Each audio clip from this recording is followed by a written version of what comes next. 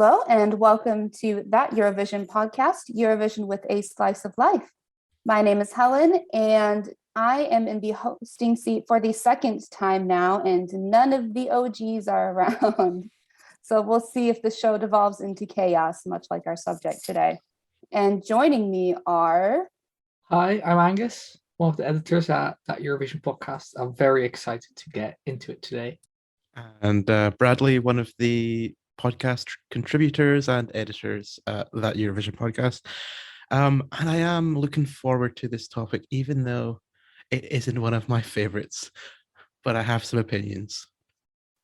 Yes, chaos is truly the name of the game today because we, in the spirit of Italy hosting the next contest in 2022 in Turin, now we know where we're actually going. Today, we are talking about the last time they hosted in Rome in 1991. So, if you know about Rome, you might be in for a ride. If not, you're also in for a ride, as Poland would say. So, a little bit of background on Rome. This is the second time that Italy hosted the contest. They hosted in 1965 in Naples after Giulia Cinquetti won with Nonoletta. In 1991, they hosted after Toto Cutugno won with Insieme in 1992. By the way, my Italian is terrible, so apologies for pronunciations. Giulia and Toto hosted the ceremony. There were 22 countries. There was a bit of a change. The Netherlands withdrew because the date of the contest coincided with their Remembrance Day, so they were absent, which in turn allowed for the return of Malta for the first time since 1975. They were previously not allowed to compete because there were already too many countries, the EBU decided. This would, of course, change over the years. As for our winner, the winner was Sweden and Carola with, I'm going to say the English title here because I'm going to butcher it in Swedish, Captured by a Love Storm. And I'll say that's okay because she sang the reprise in English. She tied with France for the win, but unlike in 1969, we had a tiebreak rule. Sweden and France each had 4 sets of 12 points, but Sweden won based on having more sets of 10 points, which of course is different to the tiebreak rules nowadays. I'm sure France is real happy about that. Rounding out the top 5 were Israel, Spain, and Switzerland. Malta, on their return, finished 6th. And finally, in last place, we had Austria. This was hosted in Rome after having to move very, very last minute from San Remo. So that's only where the chaos begins. So to start off, I thought we'd talk a little bit about some of our favorite entries from 1991. Okay, well, favorite entries. Usually when I'm sort of prepping to be on an episode of That Eurovision podcast, I have an abundance of options to choose from for my favorites and my top 5. This was a struggle. I managed to get 4 that I enjoyed. So my number 1, actually I'll start with my number 4 and I'll work up. So number 4, I enjoyed Israel. This is going to sound pretty stupid, but it's very Israeli. It's got that distinctive sound of Hebrew, and the outfits are absolutely hideously from the 90s. But I quite like it. I thought 3rd was a reasonable result for it. And it's just quite a nice, I could imagine it. I can imagine myself being on holiday and this being on in like a taxi radio or something. That's the level that I have my enjoyment's at for this song. I wouldn't turn it off. In 3rd for me, and I may be biased, but it's the UK, Samantha Janus, famously from probably more known today for her role in EastEnders. I thought the choreo was very 90s. This whole, I mean, because it happened in the 90s clearly, but it's a very dated sort of year, I feel like, more so than a lot of others. The message of the song is quite nice, but it is very white savior.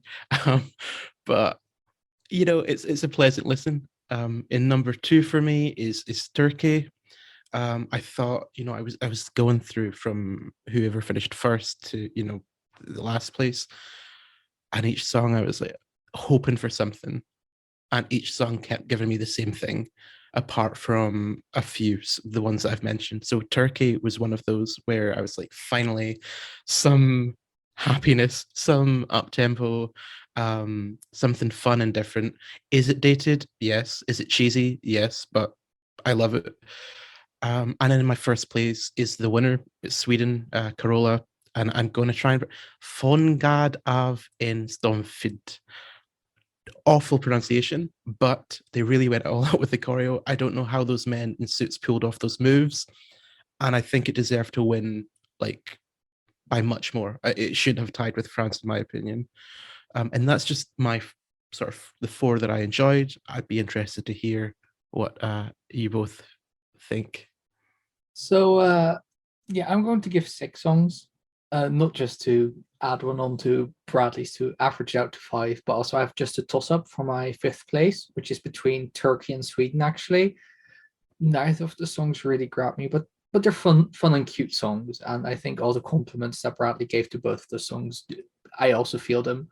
My 4th place would be France, actually. Not necessarily that I like the song that much, but I do feel a certain respect for it. It's very French without depending on the French stereotypes, to say it in a negative way. So it's not your typical chanson or something, but it still fits within that tradition and does have these cool sounds. But I definitely respect it more than I really like it. And then my top 3 are, 3rd place goes to Luxembourg. Luxembourg always scores highly with me. That's a given, but it's just a nice ballad. It's not necessarily something very special, but just a really nice ballad. 2nd place is Finland. Whenever they sing and finish, it's already a winner for me as well. But it's the one that kept my attention the most out of all the songs, because it feels like there are 3 or 4 different songs that get smushed together in that one, which is not necessarily a good thing, but at least it kept me engaged. And then my number 1 is Greece, because it's a power ballad. And I think that's my only reason to give it a number 1, but I just love a good power ballad. And Greece was the one to give it to me this year. I think it's safe to say that the pool of songs this year was a little bit lacking, at least in hindsight anyways, in terms of songs that have stood the test of time. I definitely think Sweden's 1991 entry has definitely stood up to hindsight, even like 30 years later. I quite enjoy it. I quite enjoy hearing it in the ESC 250 every year. And the performance is just, she is, do I say showman because she's a woman? Anyways, but she has so much energy and charisma that brings it to the song. And honestly, this did perform quite early on the night, and I was kind of looking for that sort of burst of energy in the running order. And she started the performance just by running out and immediately just getting into it, getting into the choreography. And this was her 2nd time at the contest as well. So it's really nice to see her come back and do even better than her original result. I did quite like France too. I don't think it should have been a tie, but I still would have probably put her a close 2nd. I just thought her delivery was very well. She was very poised in her delivery. I don't know. It was just kind of, I wouldn't say entrancing or anything, but it was definitely a moment that kind of made me take pause throughout the night. I'll mention again Samantha Janice's A Message to Your Heart, just because it kind of falls in line again with a lot of UK entries, but stands out on the night in terms of just being quite up tempo. Again, this was quite toward the end of the show that the UK performed. So it was nice to get that big burst of energy, because we were going to need it for the next hour. And then I'll bring up Switzerland. I really liked just her delivery, and I liked that they were the better entry sung in Italian that night. I don't know. And then Greece, I'll give a mention to as well. That one I at least remember the melody afterwards. So, baby steps. So yeah, the songs are all well and good, but I think what we really want to talk about today is just the show itself. Eurovision 1991 has a reputation in the community and in Eurovision history as being one of the more chaotic contests. I have like, I think at least a half a dozen things in my in my notes, but to start off, what are some of, to you guys, one of the more memorable moments or aspects of the show? Well, for me, it all kind of blurs into one. I can't pick out one memorable moment. It just is one big ball of chaos. Not to continue talking about how chaotic it was, and I sound like a broken record, but it was just one big, well, in my mind anyway. It felt like it went on for so long because it did. I thought the what they tried to do with the stage, I mean, was quite it's quite an iconic stage in Eurovision, but I don't think it was a good one. I think it limited the performances. I thought, well, the orchestra took up 75% of the stage, and there was like the back and singers had to be like in the back right hand corner out of the way. It just seemed very strange. Not to say, oh, Eurovision's better now, blah blah blah, because there will be people that enjoy older Eurovision, and that's fine. People are allowed to enjoy things. I'm not saying that Eurovision 91 is awful. It's maybe not for me. I don't think I could sit through it again.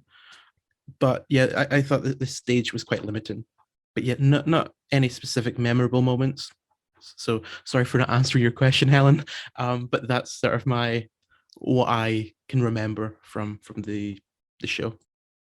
Honestly, I did have in my notes, stage design is my passion. So Yeah, the stage is one of the first things that come to mind. I mean, whatever that pyramid was doing there and everything else, we shall never know. I honestly, if I could speak Italian, I would love to be a fly on the wall during those conversations of how that was all set up. Honestly, it mostly very much feels like this specific 1991 really shows how much live television has changed over the ages.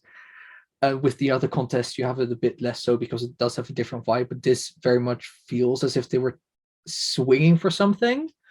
And for me, they definitely missed, but they at least were swinging for something. Also, deciding to present completely in Italian, bold choice, understandable given presenting Euro, Toto seeming drunk as well during most of the show. I think he was just excited, but you could chalk it up to him being drunk. Bless him. And just it also meant that you just felt like there was so much context missing. The random postcards with them with the acting in usually very poor Italian was endearing, but again, unhinged fever dream.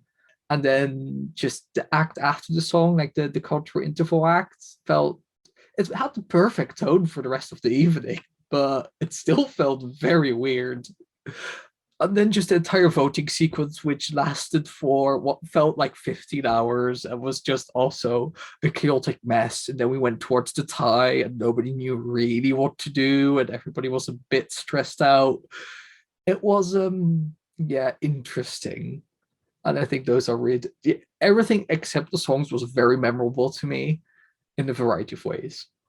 But the stage, just to go back to the stage quickly, it very much felt like Las Vegas's take on things. It felt like I was in Las Vegas with the pyramid and the lights, and it was very strange. And I think the show itself very much had one foot in the 1980s and one foot in the 1990s. It was very much the sort of transition between one decade to the next, and that's quite clear. I just wanted to add that in. oh boy, where do I start?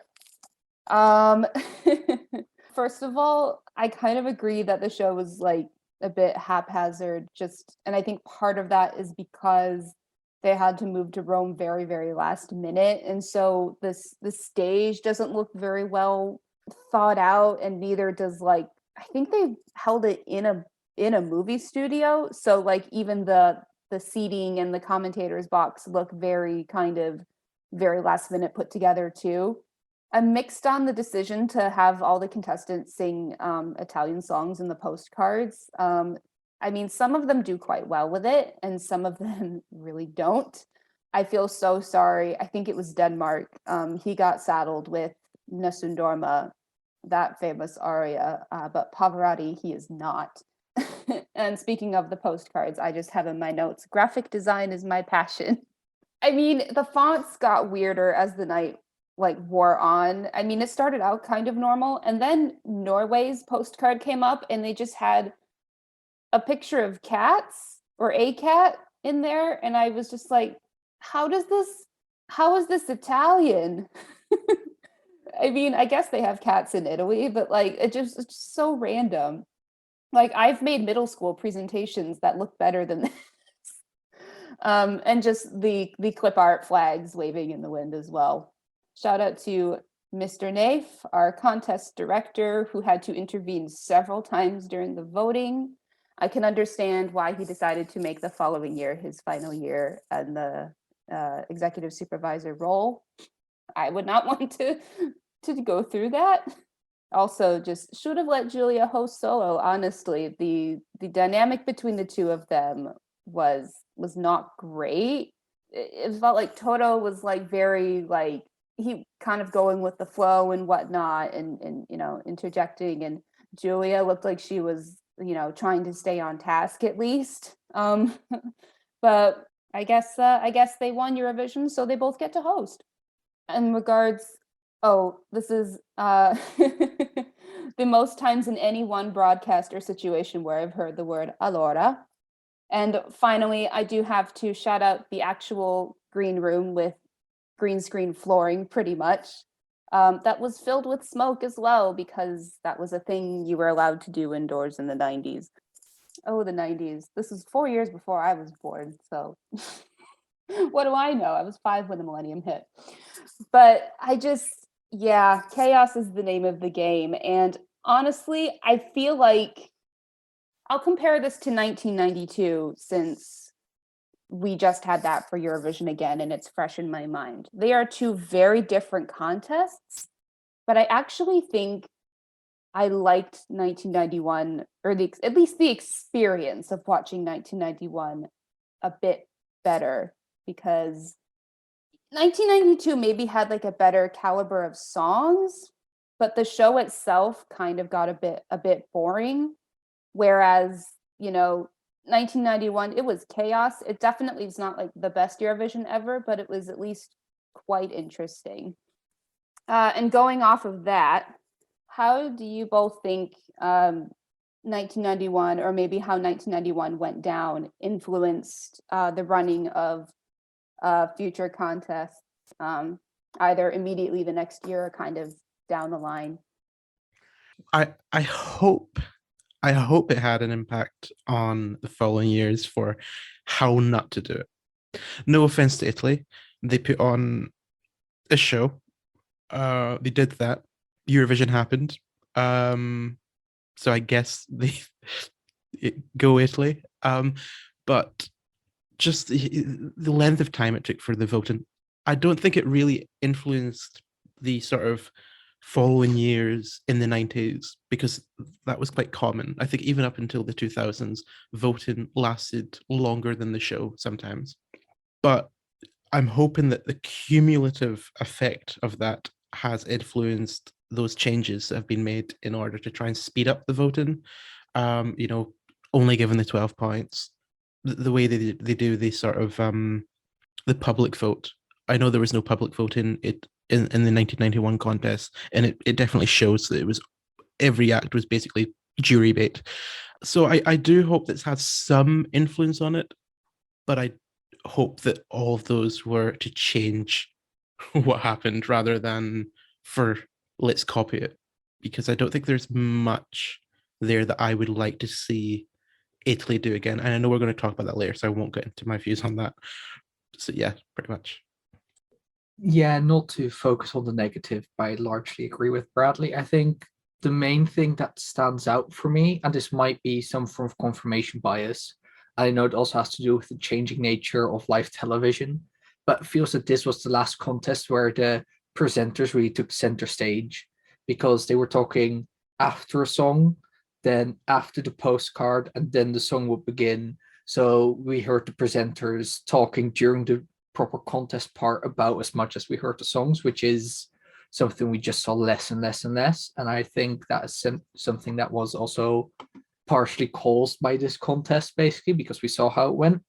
I mean, the positive thing I think that this contest did do was that we saw some more willingness to try things with Eurovision. I do feel that there was a certain staleness. Like there were attempts to change things up, but it was more like, oh, now it's the 60s, now it's the 70s, now it's the 80s.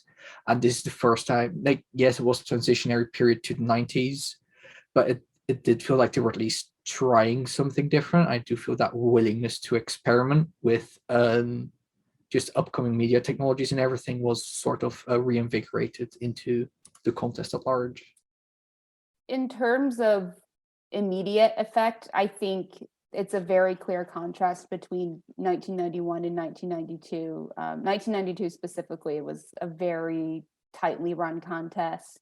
I hadn't even thought about the presence of the hosts and whatnot. And yeah, you're right. I think because, we had our two previous winners hosting in 1991, they had got a lot more of the spotlight. But in 1992, the hosts did, basically what they needed to do and more or less got off stage.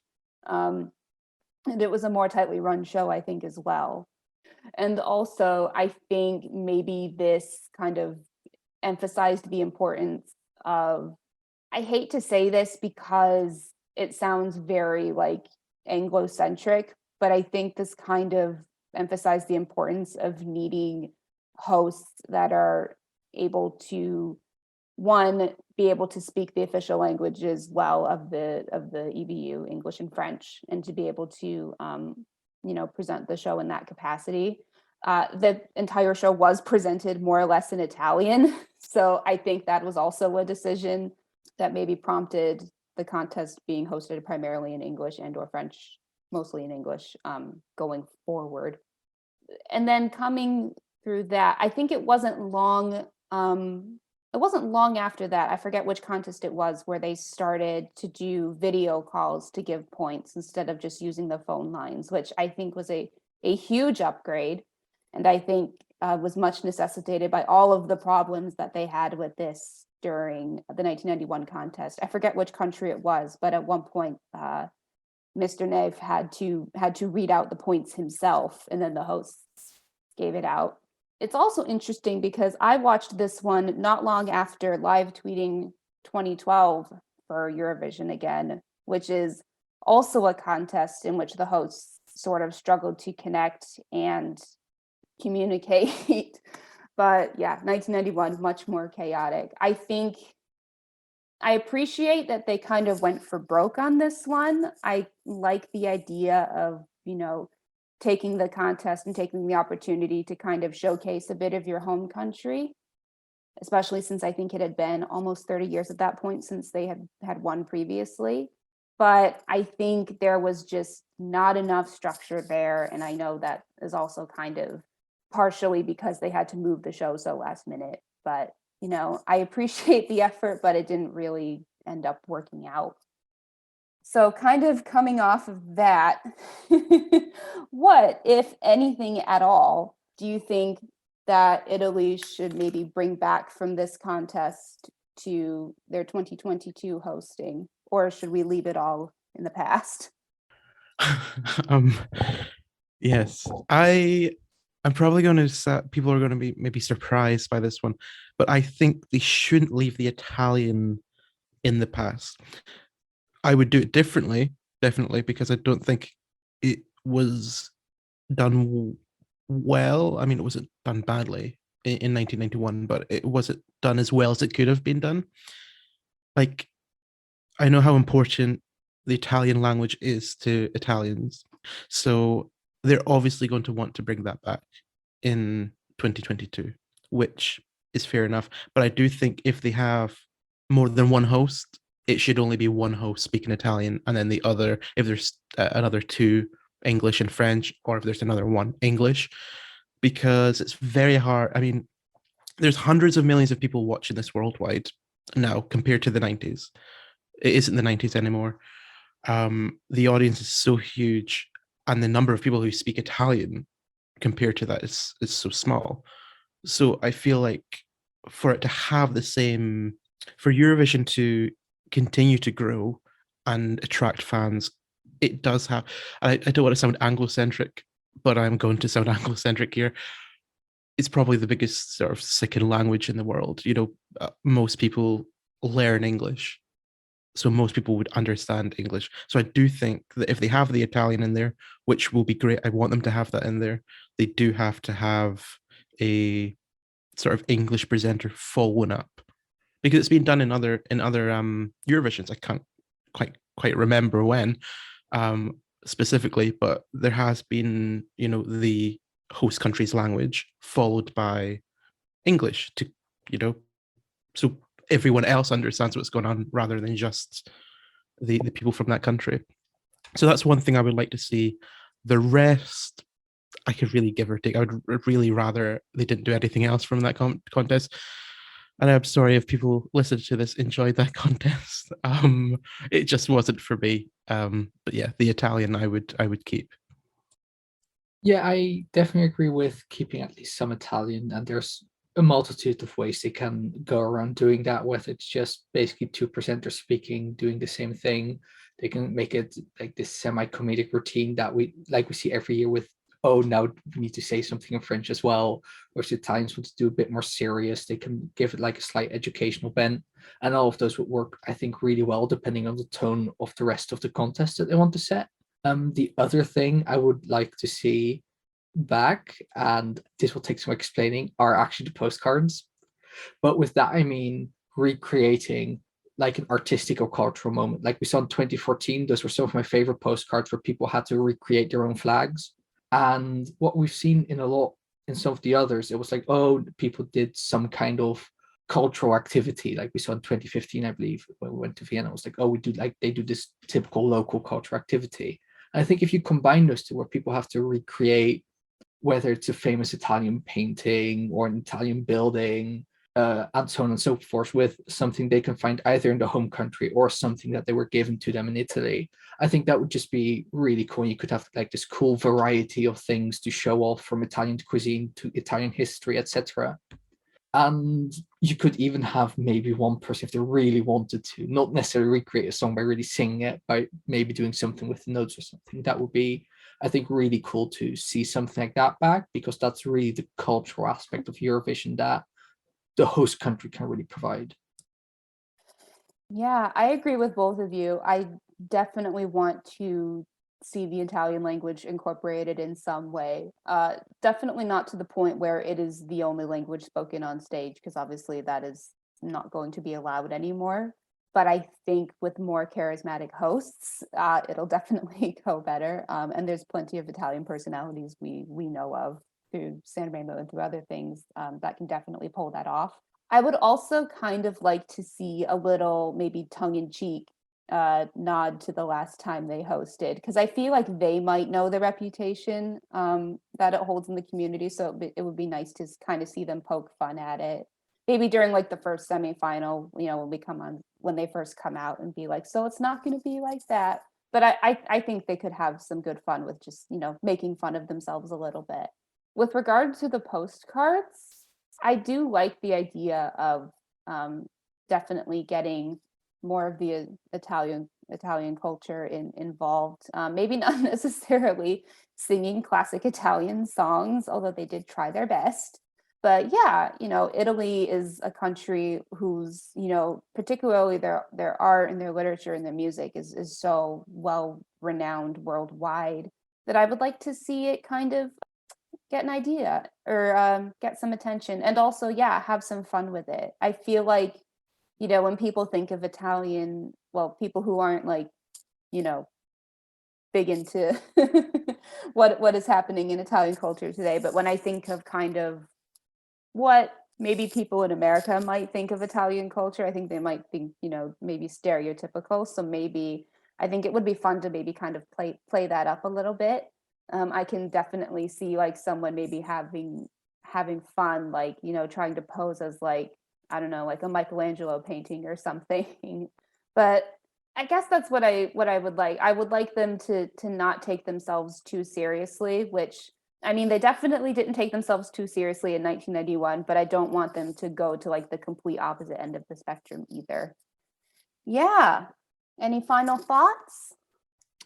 Yeah, I guess I do, and I'll just take like a few seconds to try and come up with the words that I want to use for my final thoughts. But I thought the episode of this podcast, I feel like we've maybe been kicking 1991 while it's already dead. So I'm trying to think of something nice to say about it. Um, uh, it was entertaining, I guess. I know that like we can't change 1991. It was very much of its time. You can't really blame countries for sending the acts that they did because that's what was doing well. You know, like I ballads, lone female voices or lone male voices just standing in front of a microphone, that did well. And it did well throughout the 90s, like even after this. I mean, actually, it didn't do too well at this one because an upbeat song one just. But yeah, after that, you know, look at Ireland's sort of run of successive wins. A lot of that was just kind of in front of a microphone or sitting at a piano. There was no upbeat sort of, you know. So yeah, I can't blame the contest for how it turned out. So it was of its time. It was quite enjoyable looking back on it, and you know, having a chance to discuss it with both of you. I just hope that next year's different. And I'm sure it will be because I love Italy, and I'm sure they'll do a great job hosting it in Turin. Yeah, the thing I want to start off with is it's definitely not a contest that should be forgotten. Once you've watched this, you will not forget it. But I do think that more people should just watch it. It's not necessarily like this massive moment in Eurovision history or something, but I do feel it's in some sense an important moment in Eurovision history that's just fascinating to watch and experience. Two other things I actually wanted to highlight was that this contest had two, you could see them as two major historical moments in it as well. It was, besides the return of Malta, we also had Germany being represented in its unified form for the first time ever at Eurovision. It was, for me, this was Germany's bad era. Check out the Germany podcast episode of this podcast for more on that. It was the Ralf Siegel era with Fallen Schlager. Not for me. Many people love it. The other thing was this was the last time that we saw Yugoslavia in its major form, because after this, we did have Yugoslavia for a few years in Eurovision, but it was under Serbia, Montenegro, basically. Also, the show started off with the Yugoslavian entry, and Brazil was a fever dream that perfectly captured the energy of the rest of the night for me. So I felt that was also worth just check out that song if you haven't watched this contest yet and you just want to have like a short 3-minute feeling of what to expect. Because I don't know, but that just felt wild to me. Yeah, it's a fascinating contest. It will be very interesting to see what Italy does this time when they host. And yeah, that's pretty much all I have to say. I guess I'll echo both of you in that, you know, we have been talking quite negatively about this contest in comparison to others, but I did have a very good time rewatching it, and I highly recommend you do it at least once. I don't think the Eurovision Again version is on the YouTube channel still, but there are a couple full versions sitting out on YouTube. It's about 3 hours and 15 minutes, which for a modern contest doesn't seem too out of question, but for a 90s contest is quite long. So I would recommend it at least once if you have like a free evening. And it's also very interesting as a time capsule. It's one of the reasons I really like doing the Eurovision Again write-ups for the site, because it's interesting to see kind of where the contest was at, but also kind of see it in context of, what was happening, outside, because, as you say, there was a lot happening in 1991 in terms of the breakdown of the Soviet Union and the unification of Germany. So there were a lot of outside events that kind of had an influence on the contest.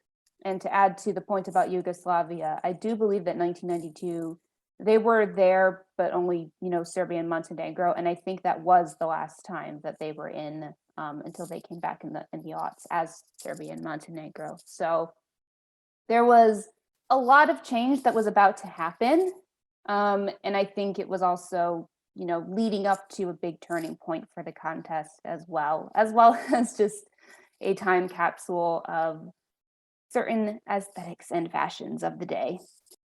Yeah, just to sort of echo both of you there on the sort of, not to get to political or even sort of talking about things outside of Eurovision, but you're right, it kind of is emblematic and sort of, not to get meta, but of the fall in years to come, how chaotic that was with the breakdown of all these, big superpower, well, one big superpower, the reunification of Germany, the breakdown of Yugoslavia and the war that happened there.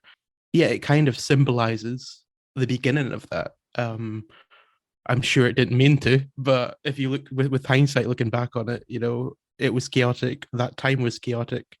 Yeah, it was. Like you said, I would recommend watching it at least once. We'll always have Kerala. All right, so that brings us to the end of this edition of That Eurovision podcast. Thank you so much, Angus and Bradley, for joining me today. It's been fun to discuss it with you guys. Remember, you can follow us on Facebook, Twitter, and Instagram at That Euro Site, and you can listen to our podcast at That Eurovision Podcast on Apple Podcasts and Spotify. Make sure to visit our website, thateurovisionsite.com, for all of the latest Eurovision news, and also check out our calendar for upcoming Eurovision events. There is a lot coming up, especially with Junior Vision and with National Final season about to get started. With all that said, thank you very much for listening, and we'll see